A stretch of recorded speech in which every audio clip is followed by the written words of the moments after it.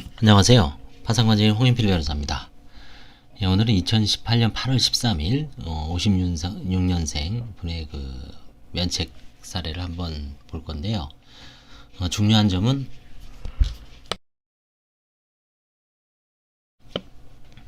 관제인이 채무자의 어떤 여러 가지 사정을 고려해서 환가 금액을 최소화한 그런 사례입니다. 그래서 그거를 이런 연관 사례에 접해보신 다음에 처하신 분들 아마 참고가 많이 될 거예요. 이의도 있었습니다. 채권자의 송파구 오금동에 사셨고요. 채무자 명의로 1,000만원에 35만원, 2011년부터 채무자 명의로 4,250에 30만원.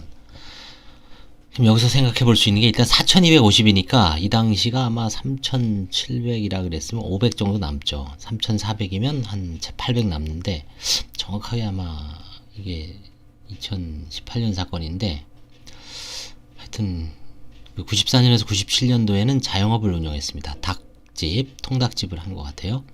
98년에 2002년도에는 매폐원이었고요. 2003년에 12년도에는 파출부였습니다. 일용직. 그 다음에 뭐 이것저것 많이 하셨어요. 법인 택시 운전도 하고 슈퍼마켓 경영도 하고.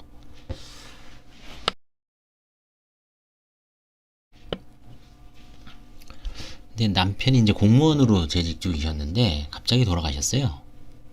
그래서 개인회생 신청을 하여 생활비를 제대로 줄 수 없게 되어 채무자가 지인과 친구로부터 사채를 빌려 조그만 슈퍼를 운영하였으나 고율의 이자를 감당하지 못하여 결국 폐업을 할 수밖에 없었고, 그러니까 남편이 이제 개인회생 신청을 하니까, 개인회생은 아시겠지만 인정되는 생계비가 뻔하죠. 딱 틀에 맞춰 있습니다. 근데 실제로는 더 많이 들기 때문에 배우자가 이제 이것저것 뭐 슈퍼도 하고 사채도 빌리고 그러다가 갑자기 이제 남편께서 돌아가시니까 뭐 그 다음부터는 일도 제대로 못하고 이제 뭐 그런 상황이었죠. 그래서 이제 채무자도 이제 개회 신청을 했는데 아마 폐지가 된 것 같습니다. 소득이 정기적이 아니어서. 자녀들이 있습니다.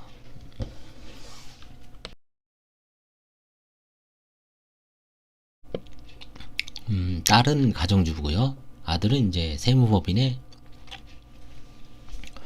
세무사 시험 합격해서 그나마 이제 뭐 세무사로 이제 활동 중에 이제 1년차 세무사였습니다. 그 당시에 파산 채권이 8,800이고요.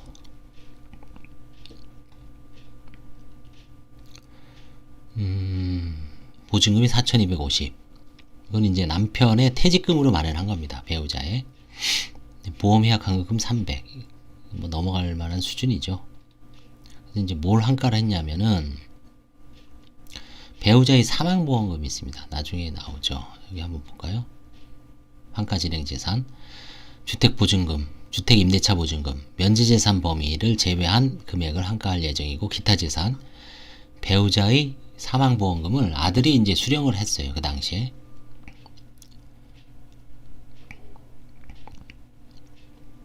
종합의견은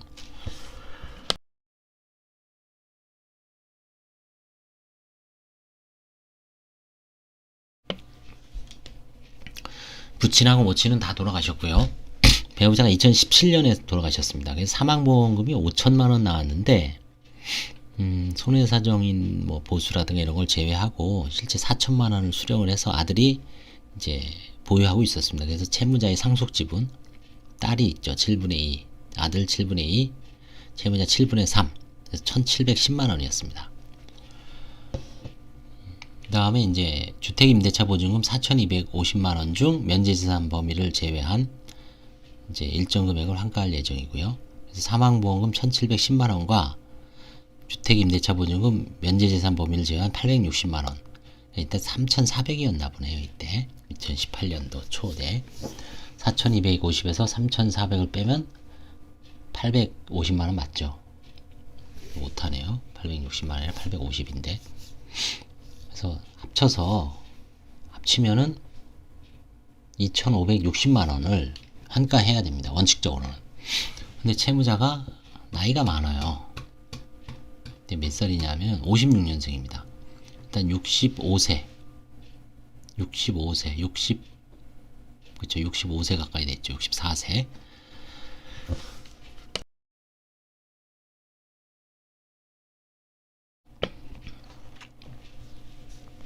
그 다음에 이때 뭐 그렇게 건강도 별로 좋진 않아요. 근데 다만 이제 그나마 아들이 세무사로 이제 시험 합격해서 돈벌이를 하고 이제 사회생활을 하고 있으니까 이걸 뭐 극단적으로 전혀 다 안 할 수는 없는 것 같아요. 이런 경우에 채권자들의 입장을 봐도. 왜냐면 이분이 빚을 진 게 결국 배우자가 개인회생하면서 월급을, 생활비를 제대로 갖다 주지 않았다는 이유로 여러 대부업체나 카드사, 조합, 신협 이런 데서 소액 다종대출을 받았기 때문에 결국은 이 본인의 어떤 최저생활을 제외한 최저생활을 유지케 하는 임차보증금이라든가 이런 거를, 그 다음에 뭐 생계비, 이 당시에 900이었죠.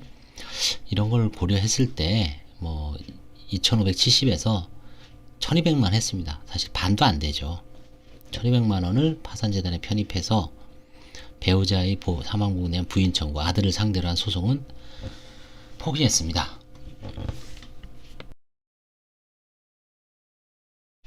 그래서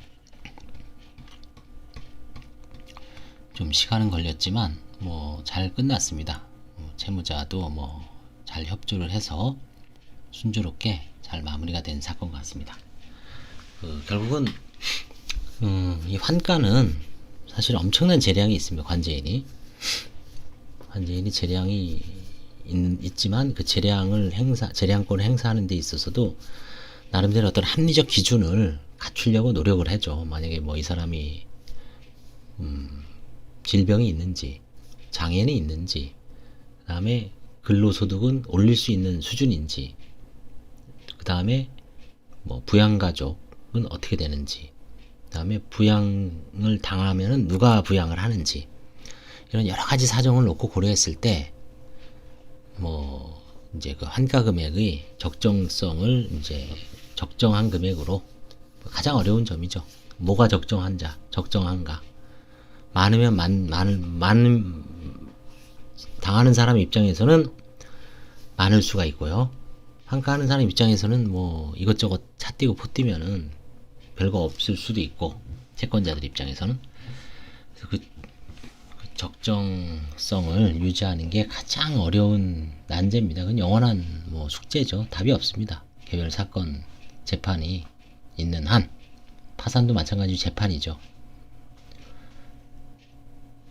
예, 여기까지 하겠습니다. 감사합니다.